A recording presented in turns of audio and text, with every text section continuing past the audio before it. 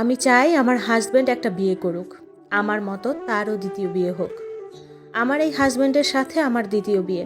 প্রথম সংসারটা আমার করা হয়নি। বর্তমানে যিনি আমার হাজব্যান্ড, সে বিয়ের আগে আমার জন্য এত পাগল ছিল। আমার প্রথম সংসারটা ভেঙে যাওয়ার পরে দ্বিতীয়বার বিয়ে করার কোনো ইচ্ছা ছিল না।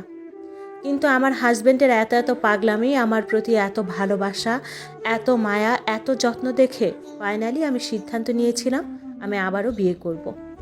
সবচেয়ে মজার ব্যাপার কি জানেন? আমার হাজব্যান্ডের সাথে আমার বিয়ের ১.৫ বছর হতে যাচ্ছে। ১.৫ বছর পর তার মনে হয়েছে সে একটা ডিভোর্সি মেয়েকে বিয়ে করেছিল। এই কথাটা তার মনে যতবারই আসে ততবারই সে আমাকে আর মেনে নিতে পারে না। তার জীবনে আমার সাথে তার প্রথম বিয়ে। আমার এবং আমার হাজব্যান্ডের বিয়ের কথা আমার হাজব্যান্ডের ফ্যামিলির কেউ জানে না। বুঝতে পেরেছেন আমরা একাকী বিয়ে করেছি? আমার হাজব্যান্ডের কথা তার ফ্যামিলি কখনোই মেনে নেবে না যে আমি একটা ডিভোর্সি মেয়েকে বিয়ে করেছি। বিয়ের ৩ মাস পর আমি জানতে পারি আমার হাজব্যান্ডের আমার আগে থেকে একটা মেয়ের সাথে ৭ বছরের সম্পর্ক।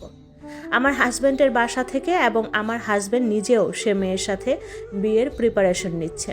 খুব তাড়াতাড়ি নাকি তাদের বিয়ে। সবচেয়ে মজার ব্যাপার হচ্ছে আমি নিজের চোখের সামনে সব কিছু দেখছি, কিন্তু কিছু বলতে পারছি না। ওই যে আমি অবিবাহিত একটা ছেলেকে বিয়ে করেছি।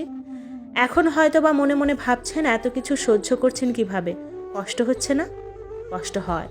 তবে প্রথম দিকে যখন জানতে পারি তাদের সম্পর্কের কথা এবং আমাকে পাশে শুয়ে রেখে প্রতিদিন যখন ঘন্টার পর ঘন্টা কথা বলতো, তখন আমি কাঁদতে কাঁদতে আমার দম বন্ধ হয়ে যেত। আমার সে কান্না, সে কষ্ট আমার হাজব্যান্ড আমার পাশে শুয়ে থেকেও বুঝতে পারতো না। বাধ্য হয়ে আমি বাথরুমে গিয়ে দরজা বন্ধ করে কান্না করতাম। বলতে গেলে তার চেয়ে এই কষ্টটা একটু কম। আমি আমার এই হাজব্যান্ডকে প্রচণ্ড ভালোবাসি। কেন জানি আমি তার প্রতি ২ মিনিটও রাগ করে থাকতে পারি না। সে খুব চায় আমি তাকে ছেড়ে যাই, কিন্তু আমার পক্ষে তাকে ভুলে যাওয়া, ছেড়ে যাওয়া অসম্ভব। আমি চাই সে বিয়ে করুক। তখন তো আর আমার সেকেন্ড ম্যারেজের জন্য আমাকে সে ঘৃণা করতে পারবে না।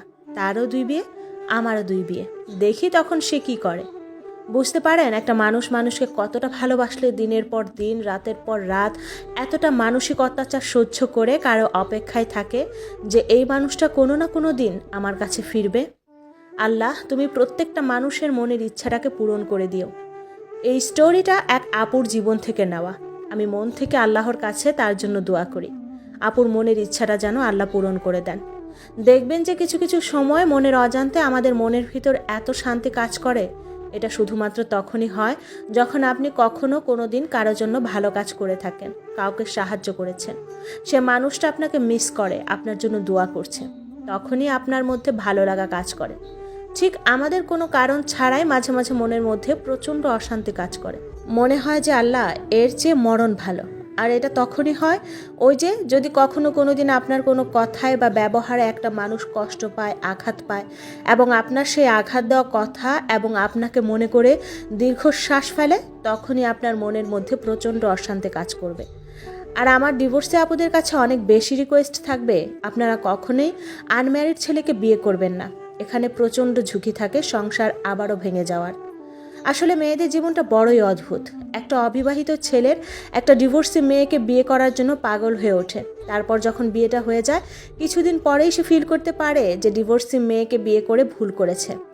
আসলে কোনো ডিভোর্সি মেয়ে কোনো অবিবাহিত ছেলেকে বিয়ে করতে রাজি হয় না, ছেলেটাই তাকে রাজি হতে বাধ্য করে। ছেলেদের ভালোবাসা বোঝা খুবই কষ্টকর। তবে হ্যাঁ, ছেড়ে যাওয়ার জন্য হাজারটা অজুহাত থাকে।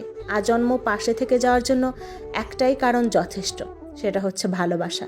সবাই ছেড়ে যায় না, কেউ কেউ ভালোবেসে আগলে রাখে, যে কোনো পরিস্থিতিতে ভরসা হয়ে পাশে থাকে, কারণ তারা সত্যিকার অর্থে ভালোবাসতে জানে। এরকম মানুষ সবার জীবনে আসুক।